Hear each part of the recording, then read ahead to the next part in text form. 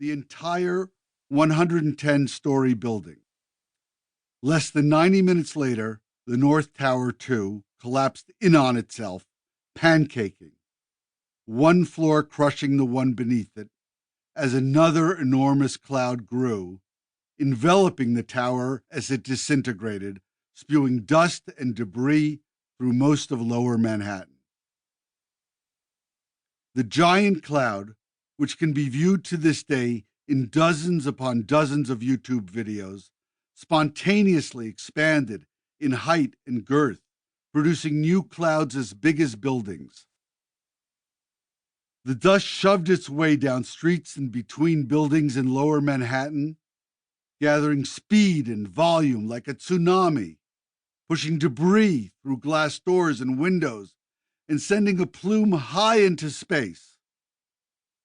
People tried to outrun the dust storm, but with little success, while many took cover in doorways or under parked vehicles.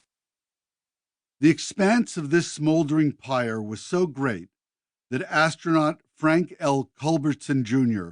was able to photograph it from a window on the International Space Station. The cloud was so large that it seemed to linger in place, even as it expanded, and like trying to see in a snowstorm, those engulfed by it could only vaguely make out figures and objects. What mattered, they thought, was getting away from the tower's collapse, the falling steel and concrete and glass. They didn't realize their deadliest attacker was all around them, in the air they breathed. Part 1.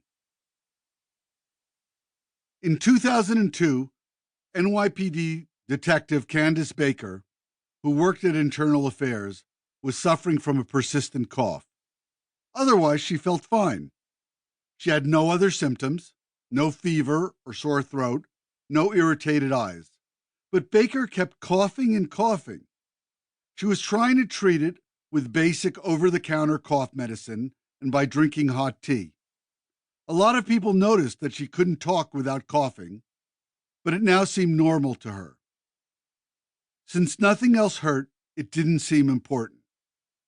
Still, when her ears started hurting, she decided to see a doctor. She told him, "I think I have an ear infection.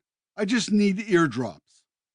While he checked her ears, he asked her how long she'd had her cough. Baker wasn't sure, but said it'd been a while. She just wanted the eardrops. The doctor instead ran a series of tests to see what was going on. Afterward, he wanted to know how long she'd had a respiratory condition. "I don't have any respiratory condition," Baker said. "Yes, we believe that you do," the doctor replied. The doctor then administered a cardiogram. Looking at the results prompted him to ask how long she had had a heart condition. "I don't have a heart condition," Baker said. The doctor replied, "We believe that you do." "I can't. I don't have the time. I'm a single mother." Baker was insistent. All she wanted was eardrops. She had to get back to work. The doctor explained that symptoms she ignored for months, such as a burning in her stomach, throat, and chest, which she thought was heartburn from something she ate, as well as her unrelenting cough, were potentially serious. He sent her to a series of experts, including a cardiologist and a pulmonologist. Dr. Sherma Winchester Penny, the cardiologist, had an office some 60 miles north of New York City.